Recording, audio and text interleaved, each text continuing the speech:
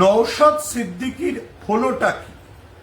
তাহলে কি তৃণমূলের যে অভিযোগ যে নওশাদ সিদ্দিকী আসলে বিজেপির বি টিম হিসেবে কাজ করে, দেবাংশু ভট্টাচার্য তৃণমূলের আইটি সেলের প্রধান যে বলেছিলেন যে নওশাদ সিদ্দিকীর সঙ্গে কৈলাস বিজয়বর্গীর হোয়াটসঅ্যাপ চ্যাট তার কাছে আছে, সেগুলো আসলে সত্যি কথা?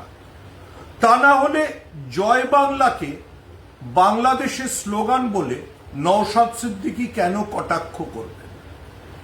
গোটা বাংলা যখন বাংলা ভাষার প্রতি অপমান নিয়ে বিজেপিকে বিঁধছে, এমনকি আমরা যাদের তথাকথিত ফেন্সিটার বলি, সেই চলচ্চিত্র জগতে সৃজিত মুখোপাধ্যায়, পরমব্রত চট্টোপাধ্যায়, অনুপম রাওরা নেমে পড়েছেন বাংলা ভাষার প্রতি অপমানের বিরুদ্ধে সরব হয়ে, তখন নওশাদ সিদ্দিকী কেন জয় বাংলা স্লোগান নিয়ে তৃণমূলকে আক্রমণ করছে?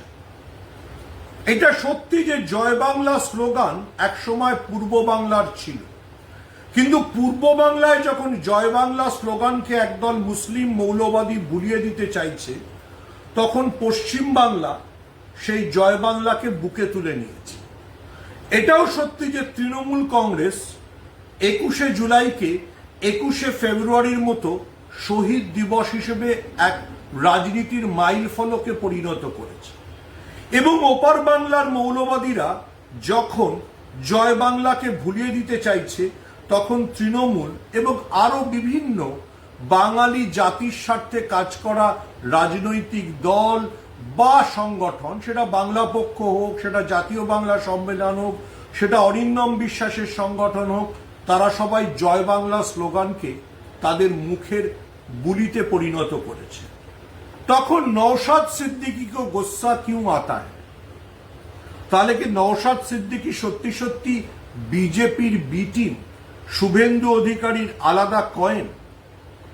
দেখুন, তৃণমূলের নেতারা একটা কথা প্রায়ই বলছেন, আমি যে কথাটা অনেকদিন আগে বলেছিলাম, আজ যারা বাঙালির প্রতি এই আন্দোলনের, বাঙালির প্রতি এই অত্যাচারের প্রতিবাদ করবে না, তারা আসলে রাজাকার। পূর্ব বাংলায় রাজাকার বলা হতো তাদের যারা পাকিস্তানি বাহিনীর কোলাবরেটর ছিল, আর আজকের পশ্চিমবঙ্গে তারা রাজাকার যারা এই বহিরাগত শক্তির হয়ে বাঙালির বিরুদ্ধে অপমান, বাঙালিকে লাঞ্ছনা, পরিযায়ী শ্রমিকদের হেনস্থা এবং সর্বোপরি বাংলা ভাষাকে অপমানের বিরুদ্ধে মুখ খুলবে না। আজকের বাংলায় তাই তারা রাজাকার। তৃণমূল নেতারা ইতিমধ্যেই বিজেপিকে রাজাকার বলছে এবং রসিকতা করে তারা মনে করিয়ে দিচ্ছে, যতই হও রাজাকার, শেষ পর্যন্ত হতে হবে ধানকার। অর্থাৎ বিজেপির দালালি যতই কেউ করুক, তার পরিণতি জাট নেতা জগদীপ ধানকারের মতো হতে পারে। জগদীপ ধানকারকে যেরকম অসম্মানের সঙ্গে উপরাষ্ট্রপতির পদ থেকে বিজেপি সরিয়ে দিয়েছে, সেটা মনে করিয়েই দিয়েই বলা হচ্ছে।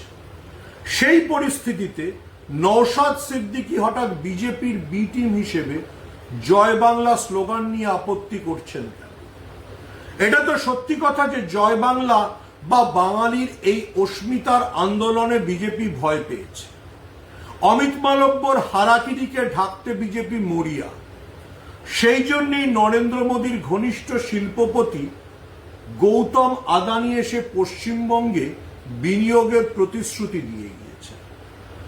এই যখন পরিস্থিতি, বিজেপি যখন ব্যাকফুটে, তখন বিজেপির হয়ে জয় বাংলাকে কেন আক্রমণ করছেন নওশাদ সিদ্দিকী?